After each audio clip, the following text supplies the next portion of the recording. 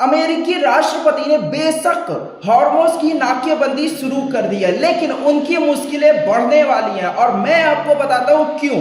क्योंकि यमन में हूथियों ने कहा है कि अब आगाज होने वाला है बाब अल मंदेब की नाकेबंदी का। वो कहते हैं कि रेड सी की नाकेबंदी कर दी जाएगी और इसका खामियाजा पूरी दुनिया, इसका नुकसान पूरी दुनिया भुगतने वाली है। सबसे बड़ी बात दोस्तों, ईरान की जनता इस नाकेबंदी से बिल्कुल घबरा नहीं रही है। ईरान की जनता सड़कों पे उतरी है। दोस्तों मैं अब आपको बताने वाला हूं कि उत्तरी इजराइल में किस तरीके से लोग हैं वो सड़कों पे उतरे हैं और ट्रंप की नाकेबंदी के खिलाफ नारे लगा रहे हैं और पुरजोर तरीके से अपनी सरकार के साथ में खड़े हैं। ईरान की आईआरजीसी ने भी चेतावनी दी है दोस्तों, मैं उस पर चर्चा करूंगा। लेकिन सबसे पहले मैं आपको बताना चाहता हूं कि किस तरीके से आम ईरानी जो है वो सड़कों पे है। पूरे स्क्रीन पे इस मंजर को देखिए और देखिए इस मंजर के जरिए आम ईरानी अमेरिका को क्या संदेश दे रहा है, सुनिए जरा।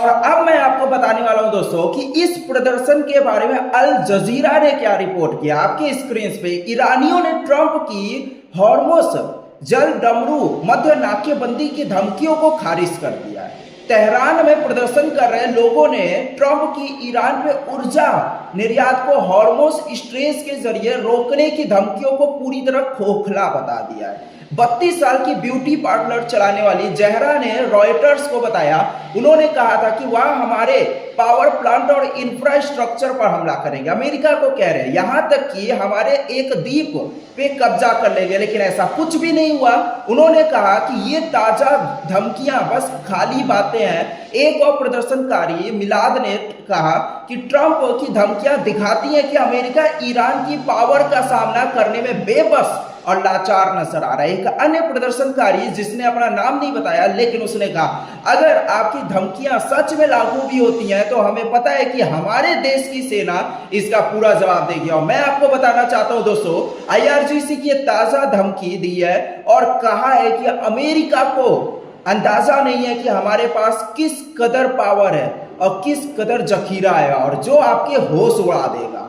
आईआरजीसी का बयान आपके स्क्रीन पे। ब्रेकिंग न्यूज, ईरान की रिवॉल्यूशनरी गार्ड कोर ने कहा है कि अगर ईरान पे युद्ध फिर से शुरू हुआ तो वो ऐसी सैन्य क्षमताएं, ऐसी सैन्य ताकतें सामने लाएंगे जिन्हें दुश्मन सोच भी नहीं सकता। और ये रिपोर्ट जो है वो सरकारी मीडिया के हवाले से आ रही है।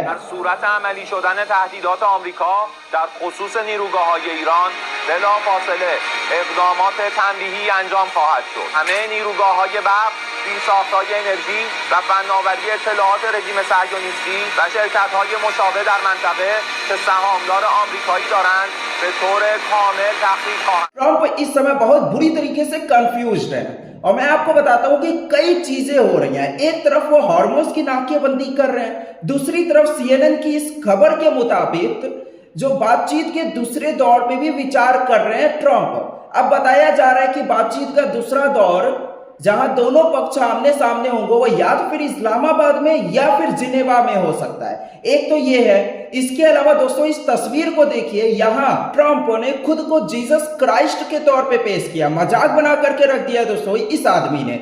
ये व्यक्ति लगातार वेटिकन के पोप को धमकी दे रहा है और यहां पर खुद को जीसस क्राइस्ट के तौर पे पेश कर रहा है। ये आप देख रहे हैं कि इन चीजों में कोई भी तालमेल नहीं है। हॉर्मोज की नाकाबंदी, बातचीत करने की पेशकश और फिर खुद को जीसस क्राइस्ट के तौर पे पेश करना, फिर पोप को भी धमकी भी देना। ये बंदा आखिर कर क्या रहा है? क्योंकि ये पूरी तरह से बौखलाया हुआ है। इसके दिमाग में नवंबर का जो मध्य अवधि वाला इलेक्शंस है ना, वो इसके साफ तौर पे उसमें अपनी हार दिखाई दे रही है। और दूसरी तरफ खुद इजराइल इस हार की जमीन को तैयार कर रहा है। कैसे, कुछ देर के बाद बताऊंगा। लेकिन जो बड़ी खबर आ रही है दोस्तों, वो प्रेस टीवी के हवाले से। इस पर अब गौर करना पड़ेगा। सरल शब्दों में, ईरान ने अब बाब अल मंदेब पर नाकेबंदी कर सकता है। प्रेस टीवी की यह रिपोर्ट क्या कहती है, गौर फरमाइए। यमन एक अहम समुद्री रास्ता बंद करने का फैसला ले सकता है जो लाल सागर को अदन की खाड़ी से जोड़ता है, ताकि ईरान को अमेरिकी बंदरगाहों की नाकेबंदी से निपटने में मदद मिल सके। एक विश्लेषक ने इस पे चेतावनी भी जारी कर दिया है कि इंटरनेशनल क्राइसिस ग्रुप के यमन एक्सपर्ट अहमद नागी ने एसोसिएटेड प्रेस को बताया कि हुकूमत में मौजूद होती अंसारुल्लाह आंदोलन के पास ये पूरी क्षमता है, ये पूरी काबिलियत है कि वो अपने इलाके के समुद्री पानी में हालात को और भी खराब कर सके। जबकि अमेरिका इजराइल के ईरान पे हमले रोकने के लिए घोषित युद्ध जो विराम हुआ था, वो उसका भी एक हफ्ता भी नहीं हुआ है। नागी ने कहा कि यमन वाले बाब अल मंदेब जल डमरू मध्य को अगर बंद कर सकते हैं, और ये ईरान कर सकता है, ताकि फारस की खाड़ी में स्ट्रेस ऑफ हॉर्मुज पे ईरान के कंट्रोल के कारण पहले से बढ़े जो तेल के दाम पे दबाव को और 2 गुना किया जा सके। उन्होंने आगे कहा कि अगर अमेरिका ईरानी बंदरगाहों पे नाकेबंदी करता है और ईरान पे इसका असर पड़ने लगता है, तो हूती बहुत ज्यादा नामुमकिन है कि बाब अल मंदेब में हालात को और भी ज्यादा बिगाड़ दे। एनालिस्ट ने चेतावनी दी कि बाब अल मंदेब में पाबंदियां लगाने से दुनिया भर की शिपिंग इंडस्ट्री पे दबाव की एक और परत जोड़ने वाली है। अब हो क्या रहा है दोस्तों, मैं आपको बताता हूं। ट्रंप को समझ नहीं आ रहा कि वो इससे किस तरह से डील करे। वो देख रहे हैं कि उनकी जिद की वजह से और नेतन्याहू के बहकावे में आने की वजह से वो जिस रास्ते पे चल पड़े हैं ना, उससे वापस आना, यू टर्न लेना पॉसिबल नहीं है। जी हाँ, हालात इसलिए इतने खराब हैं, इसलिए कभी वो कहते हैं कि हमें और बातचीत करने की जरूरत ही नहीं है। और इस खबर पे गौर कीजिए। ये खबर कहती है कि बातचीत का एक और दौर आ सकता है। मैं समझाना चाहता हूं बातचीत के इस दौर का क्या फायदा। जब खुद अमेरिका ने कहा कि हमने ईरान को पेशकश कर दिया, अब ईरान को वापस लौटना है। अब खुद ट्रंप कह रहे हैं कि या तो जिनेवा में बातचीत होगी या इस्लामाबाद में बातचीत होगी। ये व्यक्ति कर क्या रहा है, इतना कंफ्यूज क्यों है? सीएनएन की रिपोर्ट क्या कहती है? ट्रंप के अधिकारी ईरानियों के साथ एक और आमने सामने की बैठक पर चर्चा कर रहे हैं। ट्रंप प्रशासन के अधिकारी अंदर ही अंदर इस बात पर चर्चा कर रहे हैं कि क्या वॉशिंगटन और तेहरान के बीच अगले हफ्ते खत्म होने वाले युद्ध विराम से पहले ईरानी अधिकारियों के साथ दूसरी आमने सामने की बैठक हो सकती है। एक सूत्र ने बताया कि एक अगर मौका मिले तो ऐसी बैठक की योजना बन भी रही है। हालांकि अभी साफ नहीं है कि सच में हो पाएगा या फिर नहीं। सूत्र के मुताबिक आने वाले दिनों में ईरान और क्षेत्र के मीडिएटर्स के साथ में चल रही बातचीत आगे और बढ़ सकती है। तो अधिकारी संभावित तारीख और जगहों पर विचार कर रहे हैं। अभी ये चर्चा शुरुआती स्तर पे है। शनिवार की बातचीत के लिए पहले जेनेवा, फिर वियना और फिर इस्तांबुल जैसी जगहों पर विचार हुआ था, लेकिन आखिर में सभी इस्लामाबाद पे सहमत हुए थे।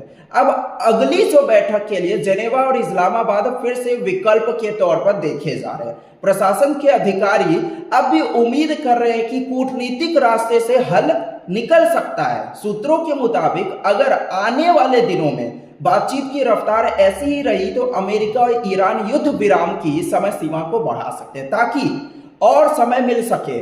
यकीनन दोस्तों, अगर वाकई ये बातचीत होती है तो मैं स्पष्ट कर दूं कि बातचीत होनी चाहिए, समाधान होना चाहिए। दुनिया सफर कर रही है दोस्तों, दुनिया तकलीफ में है। लेबनान में इजराइल का जुल्म हर गुजरते लम्हे के साथ बढ़ रहा है। ऐसा नहीं है कि इजराइल इसकी कीमत नहीं चुकाएगा। मैं आपको बताने वाला हूं, यूरोपीय यूनियन इजराइल के साथ हथियार की जो वेपन्स है उनकी बिक्री और ट्रेडिंग पे रोक लगाने वाला है। सही सुना आपने, ये अपने आप में बहुत बड़ी खबर है और मैं इसकी चर्चा कुछ देर के बाद करने वाला हूं। बहरहाल रसिया ने भी अपनी तरफ से पेशकश कर दी है, जैसा कि आप अल जजीरा की ब्रेकिंग न्यूज में देख सकते हैं। यहां पर रूस के फॉरेन मिनिस्टर सर्गे लैवरोव की तस्वीर आप देख रहे हैं, जिन्होंने अपने ईरानी समकक्ष यानी कि अब्बास अराघची, जो कि ईरानी विदेश मंत्री हैं, उनसे कहा है कि बहुत जरूरी है कि फिर से युद्ध ना हो। मॉस्को युद्ध विराम करवाने में मदद कर सकता है, यानी कि युद्ध को रोकने की चिंताएं हर तरफ दिखाई दे रही हैं, लेकिन नेतन्याहू पे काबू कौन कर पाएगा, कौन उनको रोक सकता है, ये सवाल भी तो है ना। हम इसे नजरअंदाज तो नहीं कर सकते, ये अपने आप में बहुत बड़ा सवाल है। आप बातचीत की बात कर रहे हैं, चलिए ट्रंप में कंफ्यूजन है बातचीत को लेकर के। अब जैसा कि CNN की ये खबर बता रही है, वो बातचीत का दूसरा दौर चाहते हैं। मैं इसका पूरी तरह से समर्थन करता हूं, क्योंकि मैं भी चाहता हूं कि युद्ध रुके, सब चाहते हैं युद्ध रुक जाए, लेकिन सिर्फ एक शख्स है जो हालात को बद से बदतर करना चाहता है, वो है इजरायली प्रधानमंत्री नेतन्याहू।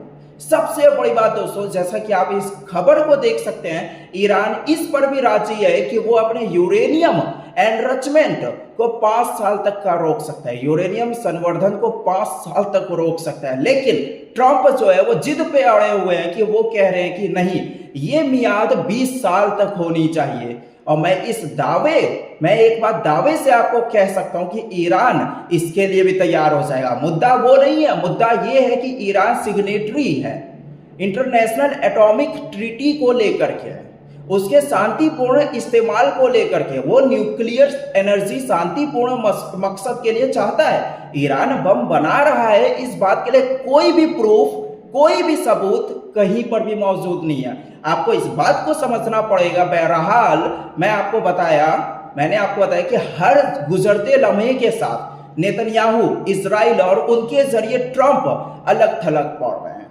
अब इस खबर पे गौर कीजिए दोस्तों, 21 अप्रैल को यूरोपीय यूनियन के विदेश मंत्रियों की बैठक होने वाली है, और इसमें इस बात पे चर्चा होगी कि क्या हम EU इजराइल एसोसिएशन एग्रीमेंट को रोक दे, यानी कि ईरान इजराइल के साथ जो उनका व्यापार है उसको रोक दिया जाए, इजराइल को वेपन्स देना बंद कर दिया जाए। ये सबसे बड़ी खबर। तो हम यही उम्मीद कर रहे हैं कि वाकई आने वाले शनिवार को ईरान और अमेरिका आमने सामने बैठे, चाहे वो जेनेवा में हो चाहे वो इस्लामाबाद में हो। हम सबको ये प्रार्थना करनी चाहिए कि वो बातचीत कामयाब हो जाए, क्योंकि जंग किसी के लिए भी अच्छा नहीं हो सकता। दोस्तों मैं जानता हूं आप, मैं और कई लोग ऐसे हैं जो जंग को लेकर के तालियां बजाते हैं, इस बात को लेकर खुश होते हैं साहब कि ईरान ने हमला किया, ताबड़तोड़ हमला किया। जो इजरायली समर्थक है उन्हें इस बात को लेकर के खुशी होती है कि गाजा में नरसंहार हो रहा है, लेबनान में नरसंहार हो रहा है, ईरान में जो इजराइल जो है ना वो मासूम बच्चियों को मार रहा है। कुछ लोगों को खुशी होती है इस बात पे, लेकिन जंग किसी के लिए भी अच्छा नहीं हो सकता। मैं बार बार कह रहा हूं, मैं उम्मीद करता हूं कि शनिवार को एक बार फिर यह उम्मीद की एक नई किरण दिखाई भी दे रही है और दुनिया के लिए शांति का रास्ता जो है वो मजबूत हो, इसकी गुंजाइश है। मगर उम्मीद पे तो दुनिया कायम है, तो मैं भी उसी उम्मीद पे कायम हूं। दोस्तों अगर आप ऐसी न्यूज देखना चाहते हो जो किसी भी न्यूज़पेपर, किसी भी न्यूज चैनल पे नहीं मिलेगी, जो आम लोगों से छुपाई जाती है, जियोपॉलिटिकल न्यूज, वैसे न्यूज के लिए हमारे चैनल को सब्सक्राइब करो। अगर वीडियो अच्छा लगा लाइक करो। कल एक बार फिर से मिलेंगे एक नई वीडियो के साथ। अभी के लिए इजाजत दीजिए, कल एक बार फिर से लाइक से शुरू करना, और तो और चैनल को ज्यादा से ज्यादा लोगों को शेयर करो, सब्सक्राइब करके ही जाना।